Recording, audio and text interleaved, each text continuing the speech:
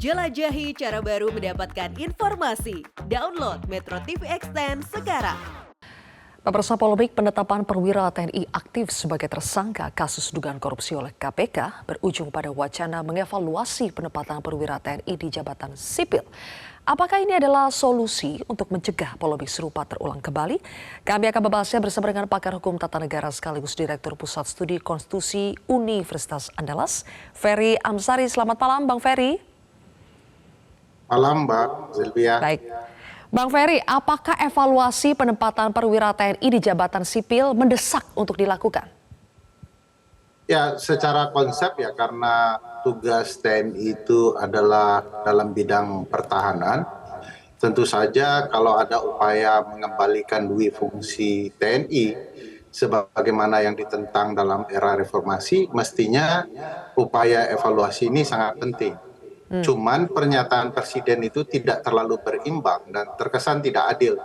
Kenapa hanya melakukan evaluasi terhadap difungsi TNI? Bukankah juga diperlukan evaluasi terhadap difungsi atau multifungsi Kapolri, begitu ya?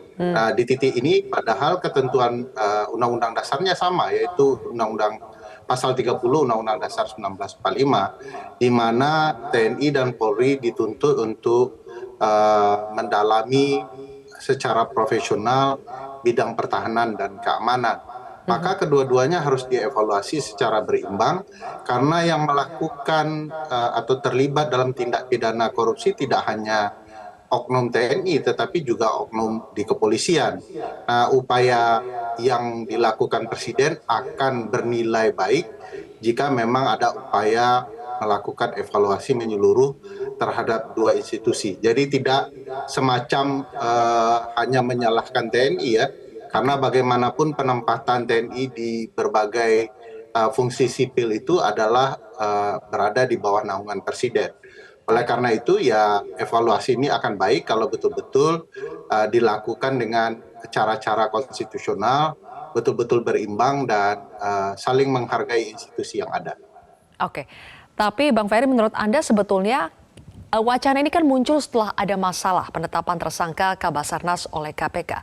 Menurut Anda sebetulnya akar masalah dari polemik penetapan tersangka Kabasarnas ini apa? Persoalan aturan yang dilanggar atau sebetulnya hanya persoalan koordinasi yang lemah? Ya, persoalannya cukup kompleks, Mbak Sylvia, bahwa ini melibatkan soal tidak profesionalnya lembaga, kedua lembaga kita di tanah air relatif koruptif begitu ya, ketiga tidak ada fungsi pengawasan dan transparansi yang baik, keempat bahwa lembaga-lembaga anti korupsi sekarang sedang melemah sehingga ada dilihat sebagai faktor kesempatan yang mereka gunakan untuk melakukan tindakan korupsi.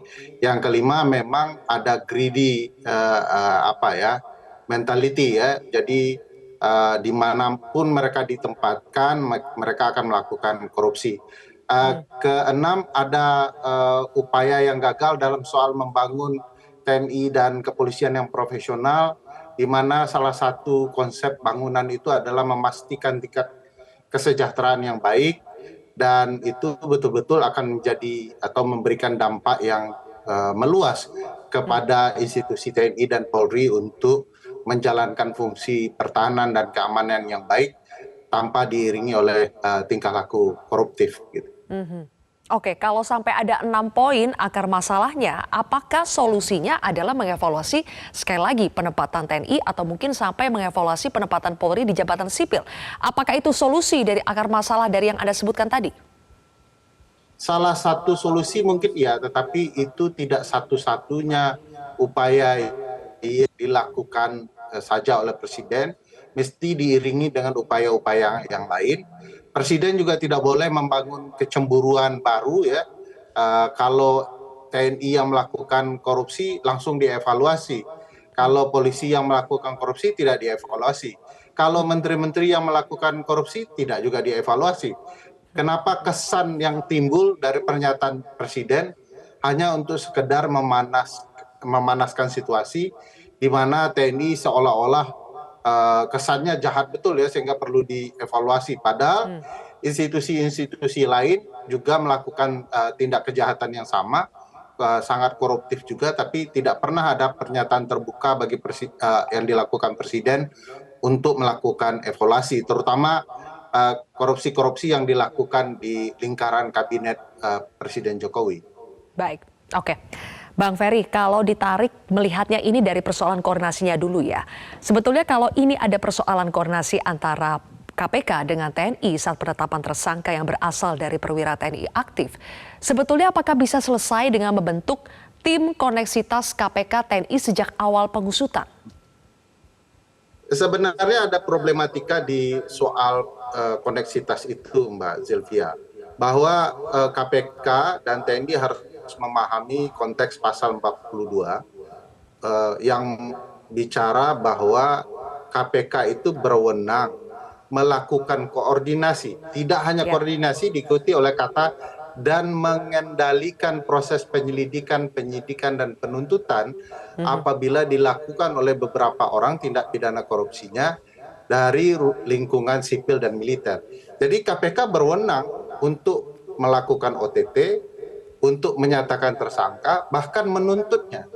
Kalau disimak pernyataan Prof. Mahfud MD tadi salah juga ya kalau dibaca ketentuan pasal 89 ayat 1 KUHP yang menyatakan bahwa kalau terjadi kejahatan atau tindak pidana yang dilakukan oleh beberapa orang dari sipil dan militer, maka peradilan yang melakukan proses pengadilannya adalah pengadilan umum.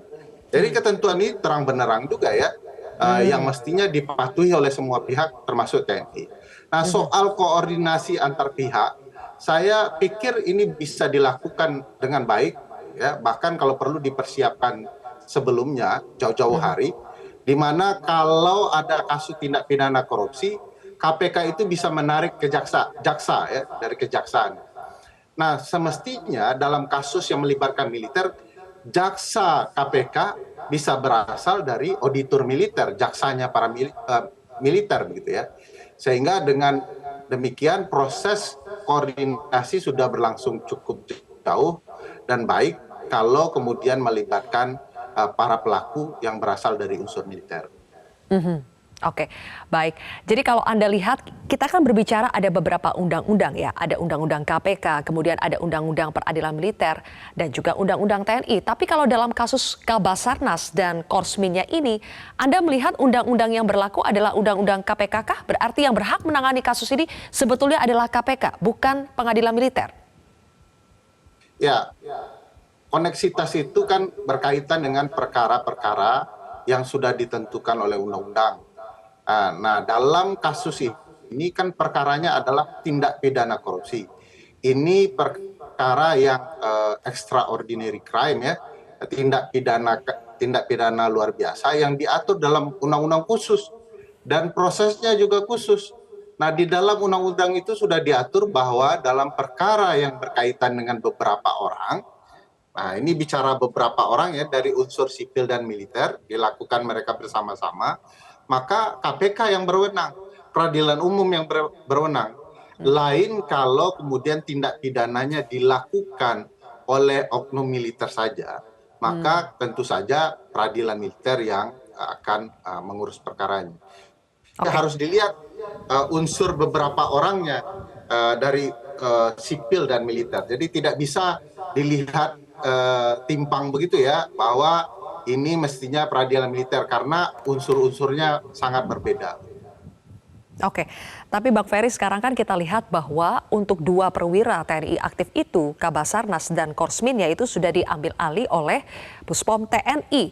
KPK sudah menyerahkan kepada Puspom TNI. Apakah Anda melihat ini adalah tindakan demi menjaga peraturan atau sebetulnya ini adalah tindakan untuk menjaga kondusivitas antar lembaga saja?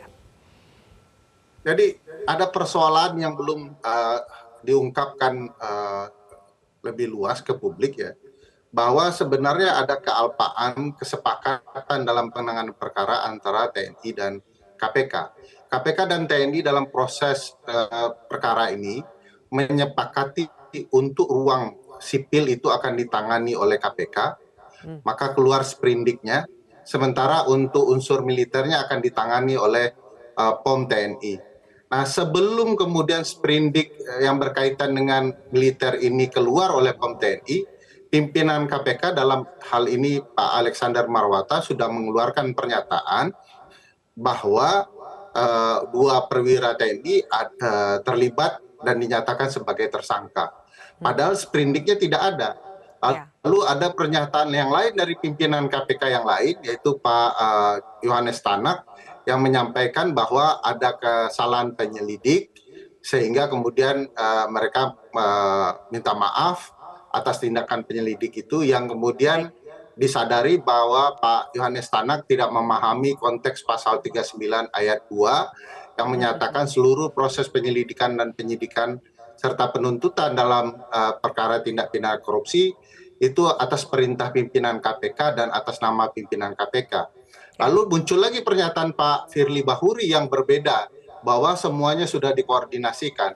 Bagi saya sebenarnya problematikanya juga ada di unsur pimpinan KPK yang tidak komunikatif, saling menutupi kesalahan, padahal itu adalah kesalahan pimpinan dan mereka tidak bekerja secara kolektif kolegial. Dan ini yang menyebabkan KPK kian berantakan menurut saya, karena unsur pimpinan tidak komunikatif satu sama lain, tidak memahami undang-undang KPK, dan seakan-akan pimpinan KPK itu diancam oleh TNI, padahal mereka juga mengalami kealpaan mendasar terhadap hal-hal yang mereka sepakati dengan unsur TNI. Nah, ini jadi problematika yang belum diungkap dalam perkara ini, yang mestinya juga publik tahu bahwa ada kelemahan mendasar dalam proses penanganan perkara yang melibatkan unsur TNI ini. Tampaknya banyak yang harus dievaluasi dari pihak TNI-nya, tadi Anda juga sebut Polri-nya, termasuk dari pimpinan KPK-nya. Oke, terima kasih Bang Ferry Amsari sudah bergabung bersama kami di Prime News hari ini. Cara mudah mendapatkan informasi dengan satu sentuhan jari. Download Metro TV Extend.